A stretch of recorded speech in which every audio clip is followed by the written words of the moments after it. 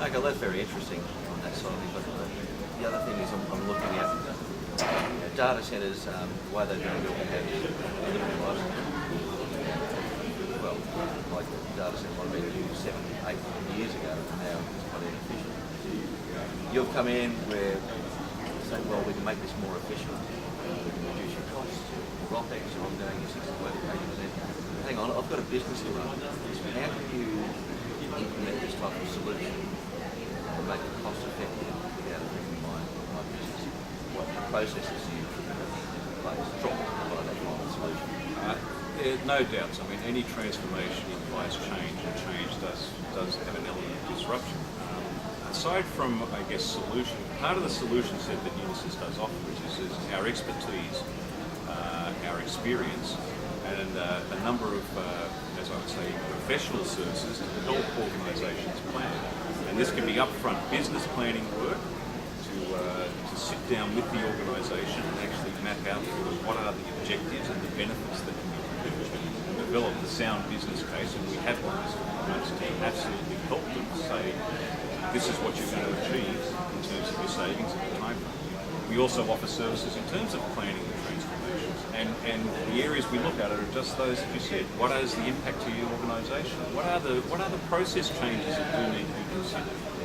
So we offer, I guess, a full-rounded package of solutions from technology, implementation services, straight through to some of the, I guess, consulting services, planning and change management services in an organisation.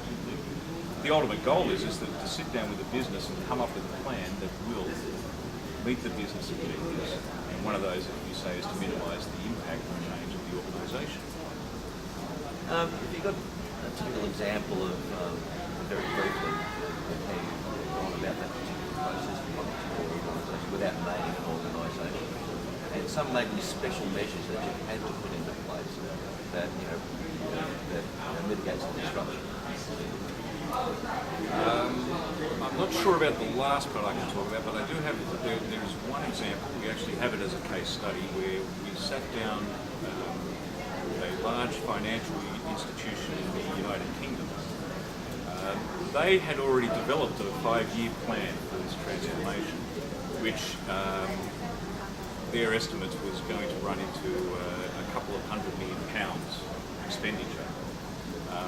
So one of the difficulties they were facing was actually doing it because resource constraints of running day-to-day business but making this change. So they were a long-standing customer of Unisys. They called us in and asked us what we could do to help. So we went back to the very basics. We sat down and reviewed the whole business plan with them.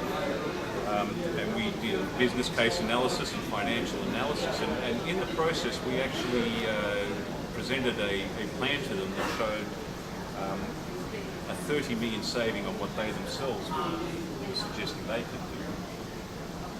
So that was given to the finance department of the organisation who went through that.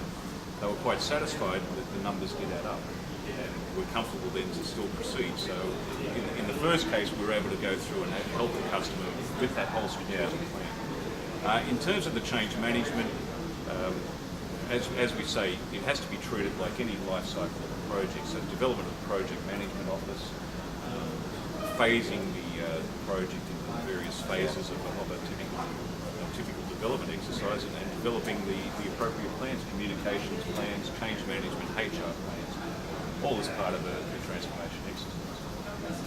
All right, we'll finish off with just a couple more questions because this is, I promise it was a short and brief interview. Data Center Green Tech Conference, Singapore, today, you're here, you're doing a presentation on that.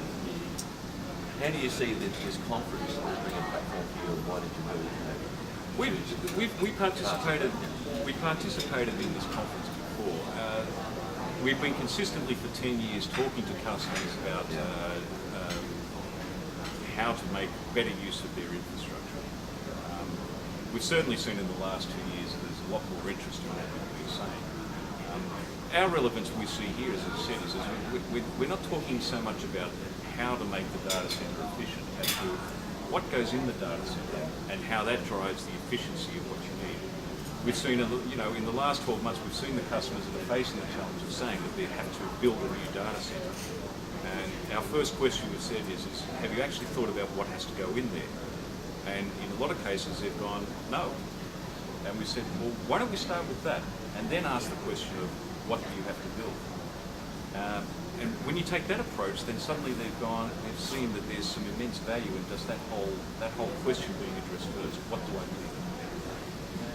Excellent. And finally, all right, if I'm a delegate, I'm an end user, I'm a data center manager, I've come to this conference, I've sat and listened to your presentation, what do you think would be the one key thing or takeaway that I can take from your presentation? I go back to my office and say, okay, I've got something I can work on, I can do, I can think about, or I can talk to the CFO about. I would say that probably the first thing is to go back to the CFO, is to say, I need a little bit more time to do some further planning, some further thought. Having a think about what we're doing, I may now realise that we can actually deliver some more benefit with the same objectives in mind. Taking cost out is probably what the CFO has told me to do. He's wanting me to slash my budget. Well, I can possibly do that, but I can also deliver some more benefit. Yeah. All right, well, thank you very much for that. I'm Spencer Denyer, and I have been speaking with Randel Cohn, and I'd like to say thank you very much for participating in Data Center Green Tech Singapore 2009. Thank you very much. And that's